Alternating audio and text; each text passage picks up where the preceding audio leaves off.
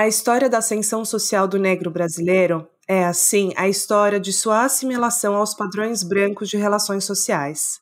É a história da submissão ideológica de um estoque racial em presença de outro que se lhe faz hegemônico.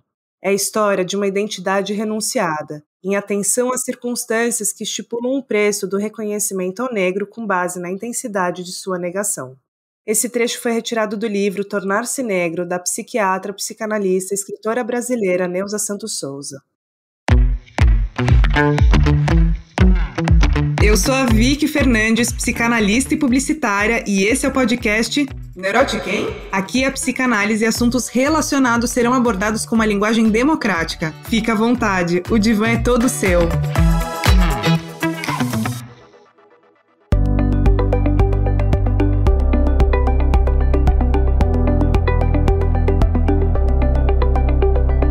Em uma sociedade racista, onde o reconhecimento de si que o indivíduo poderia ter passa a ser distante daquilo do que realmente se é, passamos por viver em decorrência das compulsões e pressões estéticas e comportamentais da branquitude. Afinal, o que acontece com a subjetividade das pessoas negras no Brasil? A nossa companhia do episódio é a Tainara Pinheiro, formada em Ciências Sociais e mestre em Sociologia e Antropologia pela Universidade Federal do Pará. Tem formação de Psicologia e Relações Raciais pelo Instituto AMA de Psique e Negritude, integra o grupo de estudos afro-amazônico pela universidade e faz parte da equipe de psicanalistas do Núcleo de Estudos e Trabalhos Terapêuticos, além de atuar em consultório particular. Tainara, seja muito bem-vinda ao Neurotiquem. Obrigada, Vicky, obrigada pelo convite. Estou muito feliz de estar aqui também, muito feliz de te conhecer e a gente poder estar aqui agora. Ótimo. Olha, vale comentar que a gente se conectou pelo grupo de estudos liderado pelo querido psicanalista Paulo Bueno, onde ali a gente debate sobre as obras da Neuza, passando pela clínica psicanalítica, um tiquinho de Freud, Lacan no contexto, e as relações raciais. Dentre os papos que a gente vem tendo nesses encontros quinzenais, surgiu a ideia de convidar a Tainara e cá estamos nós. Pegando o gancho com a introdução do episódio, quero contar um pouquinho mais sobre a Neuza para você, ouvinte. Ela, que foi psiquiatra, psicanalista e escritora, nasceu em Cachoeira, no Recôncavo Baiano, que é um lugar predominantemente negro e com candomblé presente. Dali ela morou em Salvador e depois no Rio de Janeiro. Ela também fez parte de vanguardas e movimentos de luta antimanicomial no país. Em uma das passagens do livro Tornar-se Negro, ela diz o seguinte, abre aspas, a criança, por exemplo, ao descobrir sua imagem no espelho, experimenta o júbilo, alegria, não estranheza e inquietação. Fecha aspas. Perceber-se negro em uma sociedade multirracial, racista e de hegemonia branca, a partir do momento que alguém sinaliza, seja de uma maneira amorosa ou agressiva, marca profundamente. A Tainara, que fez a sua dissertação sobre o tema, entrevistou algumas mulheres negras em Belém do Pará, que de alguma forma atravessaram a rede de mulheres negras, com o objetivo de entender de que forma a tipificação de si enquanto negra e dessa identificação oferece uma nova e totalmente diferente experiência para quem vive na pele. Uma das entrevistadas fala a seguinte frase, abre aspas, eu era morena, eu sempre fui morena, só que aquele lugar que tu não sabe muito bem o que é. Eu era negra, não é? Eu sempre fui negra, só me foi negada a possibilidade de identificação. Fecha aspas. Tainara, o que acontece com o indivíduo que passa a saber que é negro por outra pessoa? Pois é, né? Essa pergunta é grandona, assim. Dá para acontecer muita coisa acontece com alguém. Depois essa pessoa entende-se enquanto uma pessoa negra. E aí tem dois polos diferentes nessa resposta. Um é quando essa pessoa entende, ou compreende, ou descobre que é negra a partir de um olhar violento, do olhar racista do outro, um olhar que causa trauma, um olhar que causa desconforto, que causa arrepio, que causa medo. E tem a diferença da pessoa que se entende como negra a partir de um olhar carinhoso, de um olhar amoroso, de alguém que me olha e diz, bom, você é negra. E isso é uma constatação, e isso é um afago, isso é um fato. É diferente de alguém que me olha e me diz, eu sou negra e isso é ruim, isso é pesado. Socialmente, já está posto que ser negra é uma coisa terrível, é aproximado ao sujo, é aproximado ao violento, ao agressivo, aquilo que amedronta. Então, a partir da maneira como se diz da negritude, como se conta a negritude para alguém, E isso é sempre eventual, é sempre um evento. Na dissertação, eu trabalho com essa perspectiva, né, de que, a partir da Françoise Dastur, da ideia dela de evento, é entender que a gente passa por vários eventos na nossa vida. Várias coisas na nossa vida podem ser entendidas, lidas como momentos eventuais. Isso significa dizer que existem vários momentos na vida que rompem o tempo, rompem o fluxo do tempo. Um evento, para ilustrar aqui, um evento que todo mundo conhece é o nascimento de Cristo, por exemplo. Existe esse evento na sociedade que, independentemente de ser cristão ou não, todo mundo experiencia. Existe o antes e depois do nascimento de Cristo. Nós estamos em 2022, depois do nascimento de Cristo. É um evento que rompe o tempo, que faz existir um antes e um depois. O evento da identificação racial acontece assim: existe um antes do momento da identificação e um depois do momento da identificação. E aí, se isso acontece de forma racista, por exemplo, se alguém me chama de macaca, se alguém diz para mim uma macaca, isso é um evento de identificação de si a partir de um olhar racializante do outro, e é violento. Isso vai me causar de um jeito. Para mim, particularmente, não foi assim. Eu fiquei sabendo da minha identificação racial pela minha bisavó. Era uma mulher negra de pele preta, bem escura, e eu tenho essa imagem na cabeça, muito forte. Ela andava com uma saia longa, assim, de carimbó, era muito bonita. E no bairro todo mundo conhecia ela por isso, por ela ser essa mulher, a Dona Borboleta, que andava sempre com uma saia longa de carimbó, todo mundo sabia dela. E tinha uma vila ali, familiar, em Belém tem muito disso, de vilas em que moram famílias. E lá na vila, os netos, bisnetos todos brincavam. Teve um dia que a minha bisa disse assim: cheguem todos aqui, todas as crianças. E a gente se sentou no chão, na beira da saia dela, para ela contar uma coisa que a gente tinha que saber. Ela disse que todo mundo ali na vila era preto, e a gente tinha que saber disso, porque iam tratar a gente assim. E eu não fazia ideia do que aquilo significava. Óbvio que não era muito menina, mas foi assim que eu me lembro de saber da minha identificação racial. Foi assim que eu me lembro de terem me contado. E ela não tinha muito instrumento, assim, para me contar além disso, mas ali eu já sabia. E eu tenho absoluta certeza de que esse evento marcou a minha trajetória de vida. Eu tenho absoluta certeza de que esse evento marcou a maneira como eu experiencio a raça até hoje. Foi desse jeito. Para muitas pessoas não é assim. Para muitas pessoas é de um jeito violento. E aí isso vai ter uma série de outros desdobramentos que dizem respeito à experiência individual de cada um.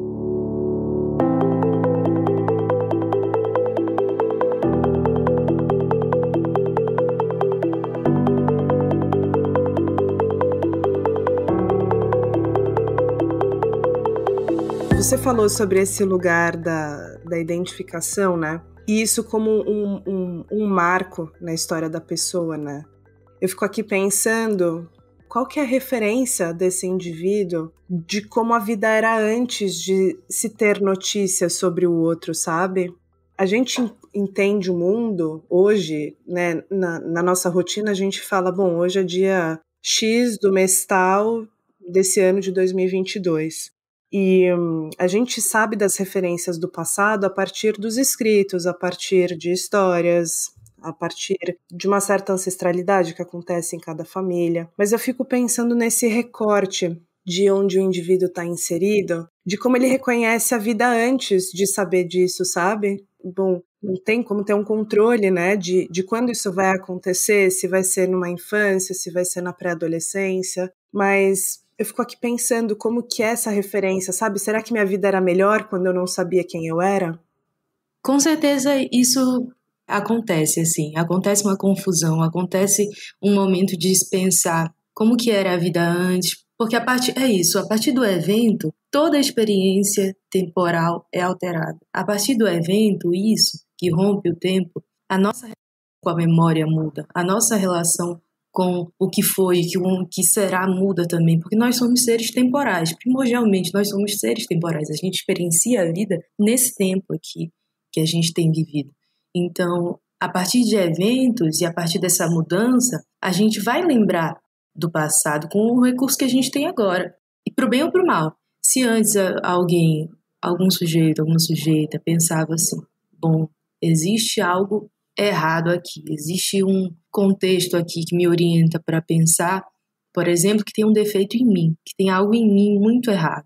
Mas eu não sei dar nome para isso, porque quando uma pessoa não se identifica como negra, ela não se sabe negra, parece que todo defeito está em si. É muito importante a gente ter a chance de nomear o que vem acontecendo, inclusive as violências, talvez principalmente as violências.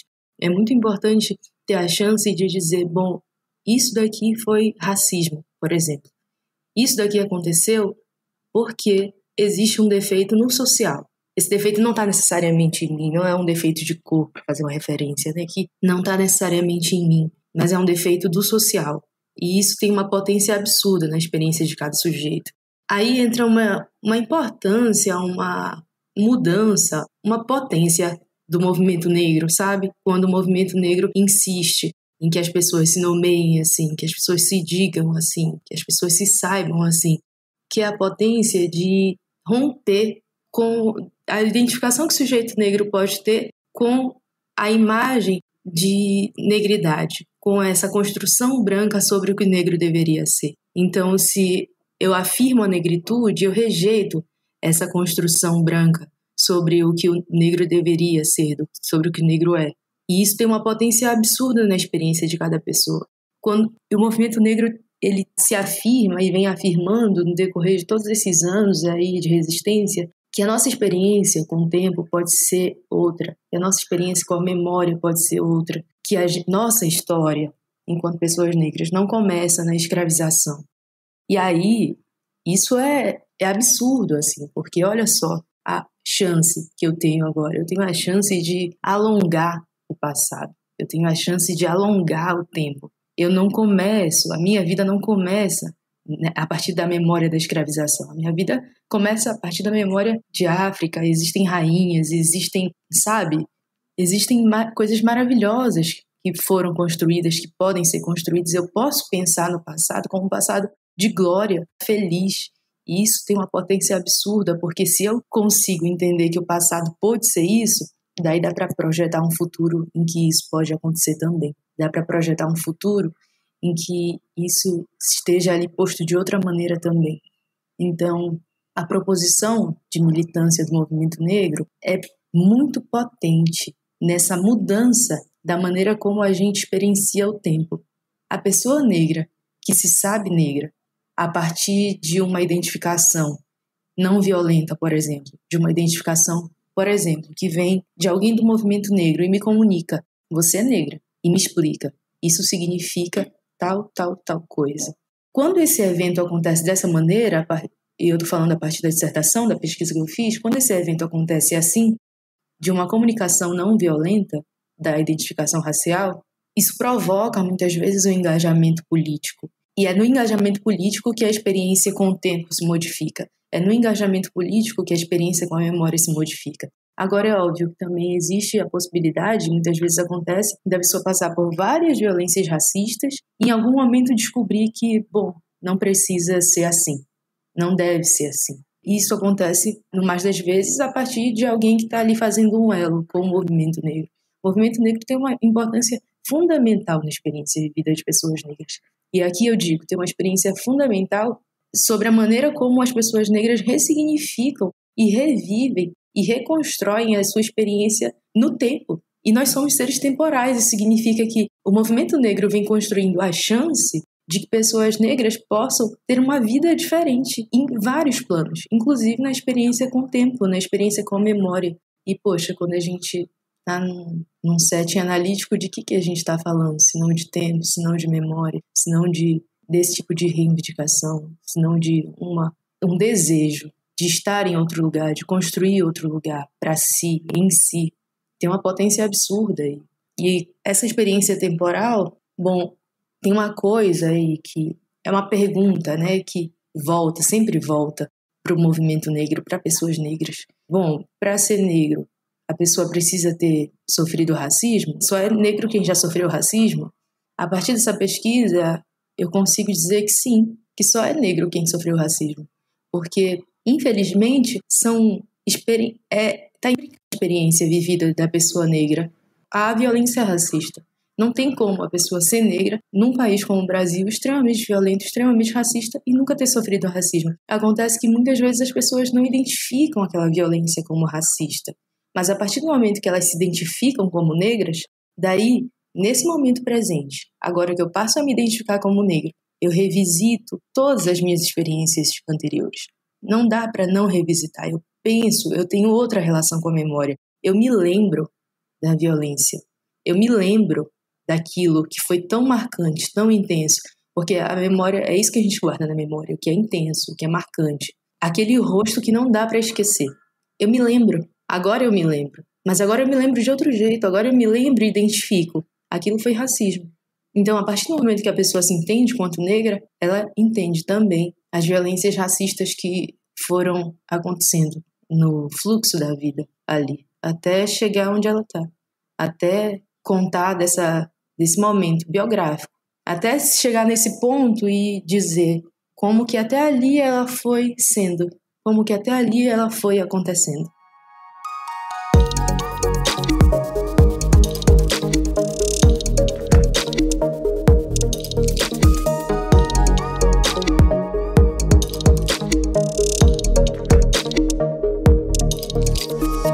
Perceber, talvez com mais maturidade, com maior elaboração, que esses eventos sempre aconteceram, né? E eu venho percebendo muito isso, não só no movimento negro, mas em relação a gênero e outras raças também, do como a gente vem dando nomes a essas agressões, como a gente vem nomeando passagens de atitudes, de elementos que a gente tem da nossa história como um todo, que a gente hoje está podendo ter a chance de elaborar e apontar isso como algo muito problemático na estrutura que a gente vive atualmente. Então, de 5 anos para cá, a gente passou a falar sobre muito mais temas, a gente passou a dar tantos outros nomes, a gente passou a ter identificação para situações que acontecem, sabe?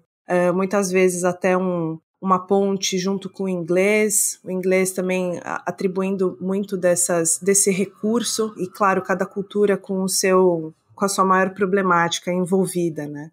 Mas enfim, eu tô aqui pensando também da forma como a gente evoluiu nesses últimos anos. E como isso é potente, né? A gente passou a perceber muitas coisas que já aconteciam desde sempre, mas agora tem um nome para ser dito. Uhum. E no fim das contas, é justamente isso que você estava falando, né, Tainara? Dar nome pode ser já um excelente recurso para que o indivíduo possa elaborar a partir desse ponto focal, né? Com certeza. Como é importante é importante o subjetivo, mas como é importante também o objetivo, sinalizar, se tornar tátil, se tornar real, aquilo que se sente que era tão impossível de nomear. Com certeza, isso é fundamental, assim, é fundamental subjetivamente, é fundamental politicamente, não por acaso. Os movimentos sociais vêm cada vez mais apontando, elaborando e dando nome para as violências que acontecem, que nos acometem, né? E isso é fundamental para que o sujeito consiga não enxergar o defeito em si, sabe? Mas enxergar onde que está o defeito e responsabilizar, então, quem deve ser responsabilizado por isso. Porque senão fica uma coisa meio, bom, vou segurar a bomba aqui na minha mão, é isso? Vai ficar para mim? Então, eu já sei que não é comigo, mas vai ficar para mim? Pera lá, não é assim, vamos conversar com quem tem que conversar, sabe? Porque eu acho que tem isso, assim, tem o trabalho da Lélia, né, que ela fala sobre o racismo como a neurose cultural brasileira, o sintoma da neurose cultural brasileira. É isso que dá base pra gente. E é isso, sabe? Eu fico pensando cada vez mais no tanto que, essa mulher tava falando há um tempão atrás, há um tempão, sinalizando isso, sabe? E a gente ainda tá falando da mesma coisa. Há séculos a gente tá falando da mesma coisa. E às vezes dá a sensação de que a gente não caminhou nada, de que a gente não fez nada. A gente ainda vê tanta barbárie, tanta violência, tanto absurdo, assim, que dá pra, se a gente for começar a falar só disso, não termina. E às vezes é desgastante, é triste lembrar. É triste lembrar disso. Ao mesmo tempo, é um processo, e isso eu aprendi com as feministas negras, é um processo de resistência. Não ficar só nisso, não lembrar só disso. O movimento negro está aí para dizer para a gente, existe uma história de violência, existe uma história de dor, mas vamos olhar também para a história de resistência, vamos olhar também para tanta resistência que acontece concomitante a isso, porque se não fosse toda essa resistência, a gente não estava aqui, por exemplo, nesse podcast conversando sobre esse assunto. Pode ser que a gente não tenha conseguido tanto quanto gostaria e não conseguiu mesmo, mas isso não significa que a gente não conseguiu nada, isso não significa que a gente não conseguiu se organizar, isso não significa que a gente não tem produzido sobre, que a gente não tem construído sobre, que a gente não tem feito sobre, sabe? Inclusive academicamente, inclusive disputando espaços na psicanálise, por exemplo, isso que hoje... E é isso, né? O racismo, ele se sofistica. Antes eram os pretos que faziam muita bagunça, agora são esses identitaristas. Quer dizer, o discurso vai sendo afinado para ser cada vez mais violento. E está sendo afinado porque a resistência está acontecendo em outros lugares, inclusive no campo psicanalítico, por exemplo. Eles vão ter que dar um nome diferente para isso. Chamar de preto vai ficar feio. Vamos chamar de identitarista? E é isso, né? Tá afinando porque as pessoas estão resistindo. Tá afinando porque as pessoas estão aparecendo. As pessoas não estão desistindo, nunca desistiram e não vão desistir. E aí isso abala muita coisa, né? Abala essa estrutura. E aí o sintoma vem com tudo, né? Uhum. Quando abala o sintoma vem com tudo. Já sei, então eu vou dar um nome diferente para eles. Uhum. E é por aí.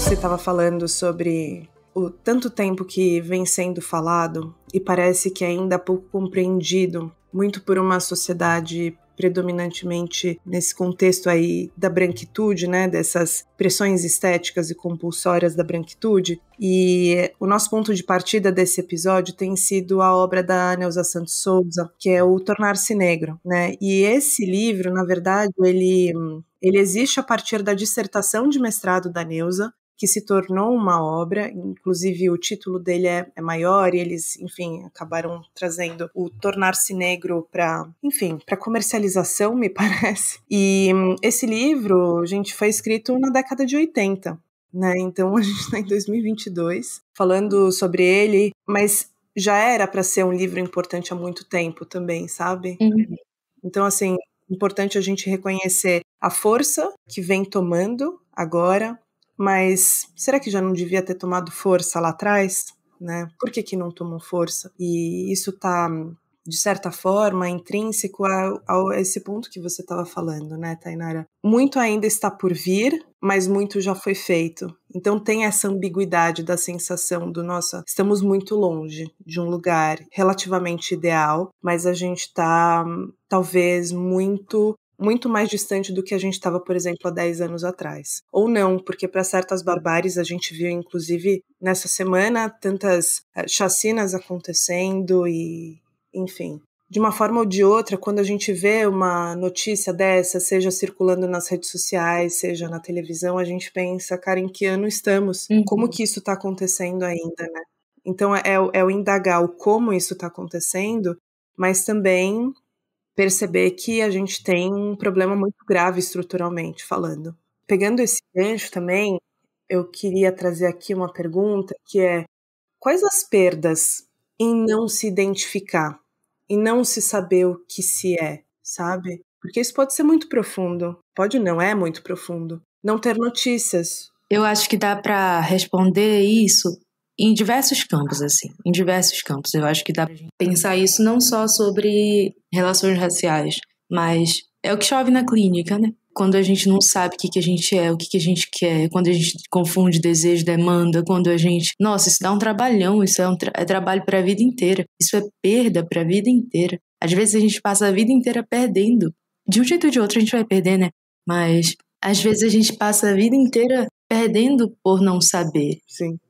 Talvez seja menos difícil tendo notícias de algumas coisas. Por exemplo, talvez seja menos difícil tendo notícia sobre o que é a sua racialidade, o que ela significa. E aqui eu preciso abrir um parêntese, que a dissertação, a pesquisa que eu fiz na dissertação, foi feita com mulheres negras de pele clara, em Belém do Pará. Em Belém, existe um discurso sobre morenidade muito forte, muito forte.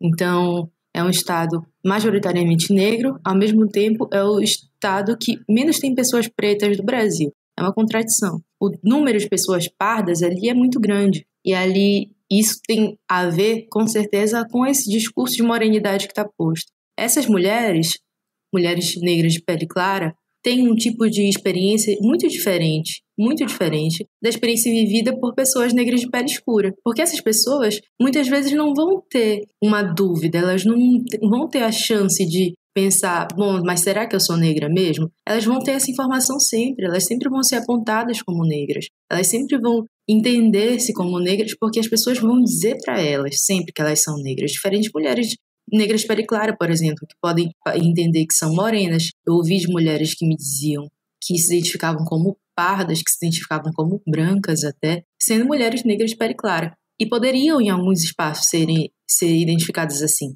Pessoas negras de pele escura, não tem essa chance. Então aí tem uma diferença grande. Mas a gente está falando dessas que não têm notícia, ou que tiveram a chance de não ter essa notícia.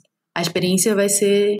Eu acho que primordialmente a gente precisa pensar que a diferença vai ser grande entre essas pessoas e pessoas negras de pele escura, e que esse não saber sobre a sua identificação racial, num plano individual, pode fazer com que essa pessoa entenda que a segregação, que a rejeição, que a negação dela enquanto sujeita tem a ver com algo em si, um defeito em si e não no social, porque o racismo é um problema social, é um problema que respinga individualmente ali, que constrói subjetividade, que aponta um caminho individual duro, doloroso, problemático, mas que, sobretudo, é um problema social, e isso precisa ser posto sempre, porque senão a gente começa a patologizar ali, quer dizer, essa pessoa está passando por tudo isso, mas é que ela é negra, né? Então ela tem que fazer análise, não é bem assim que a banda toca. Ao mesmo tempo que esse problema constrói essas questões individuais, que o racismo constrói essas questões individualmente na experiência vivida das pessoas, a perda da chance de ter essa identificação muito bem formulada causa um problema maior ainda socialmente falando, que é o problema na política pública, por exemplo. Se uma pessoa não se identifica como negra, ela vai falar lá no IBGE, por exemplo, que ela é branca. E aí, como é que se constrói política pública para um grupo de pessoas que não se identifica como negras? Mesmo tendo todos os problemas sociais que pessoas negras vivem por serem negras. Problema de violência, problema de saúde, problema de atenção social em termos de política de direitos. Essa pessoa não se identifica como negra. Existe um grupo grande de pessoas que não se identificam como negra. O único jeito que a gente tem para construir política pública é por meio de pesquisa, é por meio de levantamento de dados. Se esse dado não aparece, então tem um desmonte aí, tem um problema, tem algo que não pode ser identificado. Se o dado não aparece em algo que não pode ser identificado, aí a gente tem um problema social ainda maior. Então, veja só, como que é mesmo o crime perfeito, quer dizer, a pessoa é negra, ela passa por uma série de violências por ser negra, daí quando a gente começa a pensar em algum processo de reparação, não dá para reparar, não dá porque o dado não aparece, a gente construiu um sistema para que essas pessoas não se identifiquem também como negras, sabe? É um crime perfeito. E é importante a gente também sinalizar que pardo não é uma identidade, e sim uma classificação, né? Isso que você está falando de delimitar o território, dessa racialização do IBGE. Então, essa generalização, ela existe também para construir essa política pública, mas de uma forma distorcida, né? Porque não se oferece o elemento básico, que é talvez estimular a percepção dessa negritude. Algo tão intrínseco, né, tão estruturalmente enraizado que não promove, não permite com que exista talvez uma evolução, um progresso a partir de algo que é o que determina a priori o que a gente está falando de boa parte do Brasil, né? Exatamente. O que o IBGE é um sistema classificatório. Então, ninguém pergunta no censo, por exemplo, qual que é a sua identidade. Você é preto, branco, negro, pardo? Ninguém pergunta isso. A pergunta é sobre a classificação. E existe uma diferença grande entre classificação e identificação, entre classificação e identidade, por exemplo. Para o IBGE, pessoas pardas e pretas são negras. O fato de uma pessoa ser classificada como parda não interessa ali. Ela não vai ser menos negra por isso. Porque para o IBGE, pardos e pretos são pessoas negras. Pessoas pretas são pessoas que são filhas de duas pessoas pretas, biologicamente falando. Pessoas pardas são pessoas filhas de uma pessoa preta e uma pessoa branca. Essa pessoa é identificada pelo IBGE como parda. A classificação é: pretos e pardos são negros, ponto. Porque em termos de acesso, de problemas sociais, os dados já mostram pra gente que a experiência é próxima ali. Portanto, pretos e pardos são negros. Isso é muito, muito importante na reivindicação de política pública.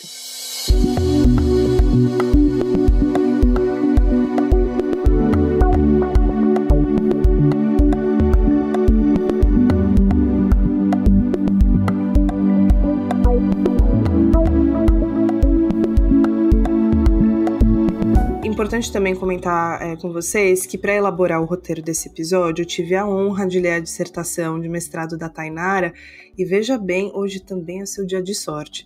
Na descrição do episódio eu vou deixar o link para que você possa fazer a leitura caso seja do seu interesse. Tainara, eu vou pegar aqui um gancho que a gente está falando também dessa questão do IBGE, da política pública, pegar um pouquinho um gancho, uma licencinha poética da sua formação, que é antropologia também, e que ela não lida com os conflitos internos de cada indivíduo, né? É isso que a gente está falando dessa generalização daquilo que se é. Então, cabe aqui a gente também falar um pouco mais sobre a linguagem e a importância da elaboração individual. Para esse ponto, eu quero citar Bell Hooks e Fanon. Ela dizia que, abre aspas, a linguagem também é um lugar de luta, fecha aspas.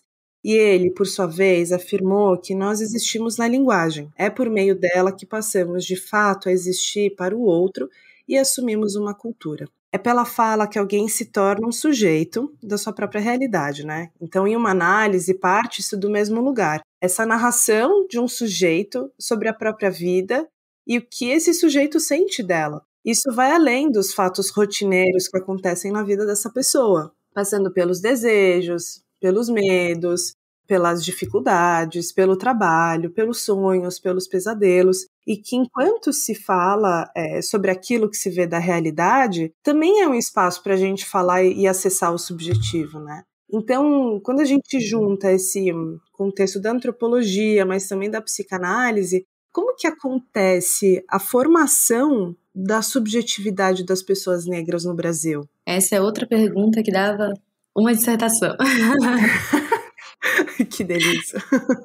Eu acho que dá. Primeiro, a formação da subjetividade vai acontecer em algum momento atravessada pelo racismo. É impossível que a formação subjetiva não seja atravessada pelo racismo, porque essa é a experiência imposta para pessoas negras no nosso país hoje. E já foi. Infelizmente, a gente não tem previsão de quando não seja. A experiência vivida, ela vai ser atravessada pelo racismo. E aqui eu quero dizer que essa experiência racista não vai construir só a subjetividade da pessoa negra. A experiência racista vai construir a subjetividade da pessoa branca. A experiência racista vai construir a subjetividade da pessoa indígena. A experiência racista vai construir a subjetividade de qualquer pessoa, de qualquer grupo que esteja nesse território. Então, quando a gente pensa sobre racismo, a primeira coisa que vem é, poxa, pessoas negras estão passando por isso, que difícil. Mas a Lélia já lembrava a gente no racismo e sexismo na cultura brasileira. Essa nossa problemática, o racismo enquanto sintoma, a neurose da cultura brasileira, atinge todas as pessoas que vivem a cultura. Atinge a todos nós, de diferentes maneiras. Agora, a pessoa negra que cresce ouvindo e entendendo e se construindo como uma pessoa suja, como uma pessoa feia, como uma pessoa errada, como uma pessoa incapaz, violenta, hipersexual. Essa experiência de desumanização vai dizer sobre a experiência de vida dela. Com certeza vai dizer. Agora, a pessoa branca que cresce escutando, aprendendo, entendendo que uma pessoa negra é feia, que é suja, que é violenta, hipersexual, essa pessoa é tão desumanizada quanto. A diferença é que ela muitas vezes não percebe o quão desumanizada está sendo nesse processo. Mas apontando o outro como monstro, apontando o outro como sujo, apontando o outro como tão errado, tão marginal, é impossível que isso não acabe tornando aquele que aponta também monstruoso, errado, marginal. Então, eu acho que é muito difícil falar de como se constitui a subjetividade da pessoa negra, sem lembrar de que quando alguém aponta, quando alguém constrói, quando uma pessoa não negra faz isso e, de alguma maneira, interfere na construção subjetiva dessa pessoa negra, essa pessoa que está interferindo, ela está construindo também a própria subjetividade.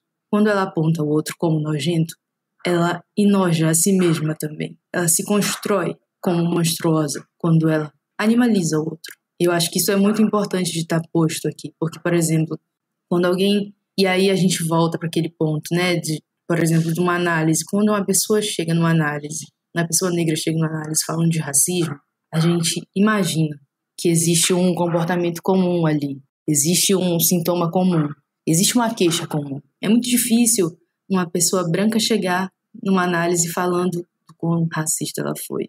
Porque ela nem se percebe, nem se imagina, não entende. É muito mais difícil para essa pessoa entender como o racismo atinge ela, como essa construção racista construiu ela também. Então, eu acho que isso é importante, né, da gente pensar como o racismo constrói subjetividades negras, mas também como o racismo constrói subjetividades brancas. Eu acho que esse é um ponto fundamental. Perfeito. Olhar isso sob todos os ângulos, né? A subjetividade, ela é um ponto em comum de todos nós, independente de quem seja a pessoa o opressor, seja o oprimido, seja o que traz essa demanda, seja o que sente essa demanda. Então, e a gente lida com as referências mais diversas, né, que estão atribuídas a isso. Então, a subjetividade de uma pessoa que mora no norte do Brasil é totalmente diferente da subjetividade da pessoa que mora no sul do país. Muito, muito. Inclusive dentro do movimento negro, por exemplo. Isso vai aparecer como ruído também. A identificação de pessoas negras no norte não é feita da mesma forma como pessoas negras aqui no sul. No norte do país tem muitas pessoas negras de pele clara. Isso foi o processo que aconteceu ali, histórico que aconteceu ali. Aqui não é bem assim que a banda toca, então a gente vai ter que ter um outro tipo de diálogo, existe um outro tipo de construção ali. Até mesmo em termos de acesso a muita coisa. É absolutamente diferente, os contextos são diferentes. E é isso, assim como nós somos seres temporais, nós somos também seres que experienciam a vida no território, na história, no contexto, né? Não dá para ignorar. E essa subjetividade, né, a gente podendo olhar para o processo psicanalítico, né, na verdade o divã, como uma terceira parte, um terceiro parceiro nessa construção, nesse processo. Independente de quem seja o indivíduo envolvido, que é isso que você falou, né? Dificilmente vai chegar um branco no setting analítico apontando um movimento racista. Também não quero imaginar que isso não exista, né, de forma alguma. Talvez seja uma pessoa que esteja cada vez mais se politizando, estando atenta e eventualmente percebeu uma falha de comunicação ou um erro que partiu dela, né? E que bom, se isso existir, que bom que existe, porque é o reconhecimento de uma fala agressiva. É o que a gente aposta, né? Que possa aparecer, que possa acontecer.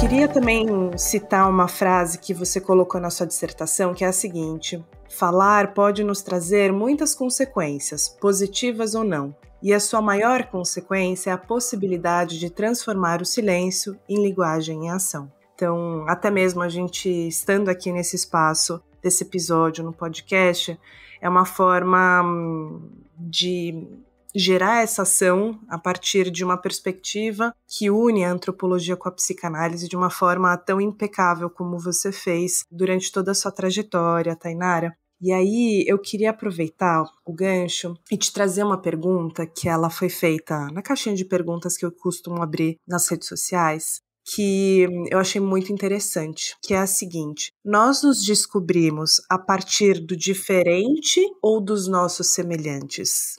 Mais uma pergunta aí que vale uma dissertação, gente. Vocês estão inspiradíssimos. Mas olha, eu fico pensando que eu vou dar uma resposta que, teoricamente, a partir de alguns autores pode não fazer sentido, mas faz muito sentido para mim. Eu acho que a gente se descobre assim a partir dos dois. Tanto daquilo que é extremamente diferente, quanto daquilo que parece tão igual, assim. A gente se constrói, se descobre, se forma a partir desses dois vínculos, assim, desses dois lugares. Porque é muito gostoso poder enxergar, conseguir alcançar nesse que parece tão diferente, aquilo que é tão nosso. E, ao mesmo tempo, é muito bonito conseguir enxergar a absoluta diferença que existe naquele outro que me parece tão igual a mim. Então, eu acho que é aí que a gente consegue ser, sabe? A gente se fortalece, a gente se expande, a gente aumenta, cresce quando consegue enxergar isso, quando consegue se ver no outro e, ao mesmo tempo, se ver tão distante do outro, independente dele ser próximo ou não. Mas eu acho que aí tem uma potência grande. E aqui eu estou falando não só de relações raciais, estou falando de tudo, de absolutamente tudo. Eu venho de uma família muito diversa, absolutamente diversa, em termos de racialidade, em termos de orientação sexual, em termos de orientação de gênero. Venho de grupos de pessoas que buscam cada vez mais estar confortáveis o suficiente consigo para conseguir suportar a diferença do outro e suportar também aquilo que tem no outro tão igual, sabe? Não sei se eu respondi, mas para mim é isso que faz sentido. Respondeu totalmente.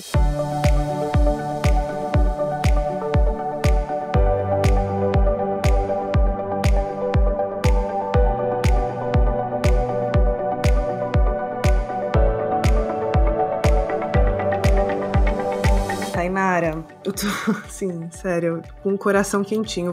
Eu tô muito, muito feliz com o seu aceite para participar desse episódio. Foi muito especial, foi especial todo o processo, ter lido toda a sua dissertação, ter feito o roteiro, ter pensado nesses detalhes. E eu sou, assim, muito grata pela sua participação, pelo seu tempo e por ter partilhado aqui nesse recorte de tempo que a gente tem do episódio para dividir tantos pontos tão fundamentais e tão importantes que você trouxe.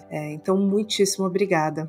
Eu também quero te agradecer pelo convite, te agradecer pelo projeto. Eu já te disse isso e repito, eu acho que é um ganho absurdo, assim, quando a gente entende com quais ferramentas a gente quer trabalhar, assim. Eu acho que tu fizeste isso muito bem, eu acho que esse podcast é uma saída criativa muito interessante, assim, aliar os dois campos pelos quais tu transitas desse jeito. Eu acho que é muito potente, acho uma ideia muito boa, assim, e fico muito feliz de poder participar desse projeto e compartilhar coisas que para mim são tão caras, tão importantes, um tema tão importante para mim. Então, muito obrigada também pelo espaço.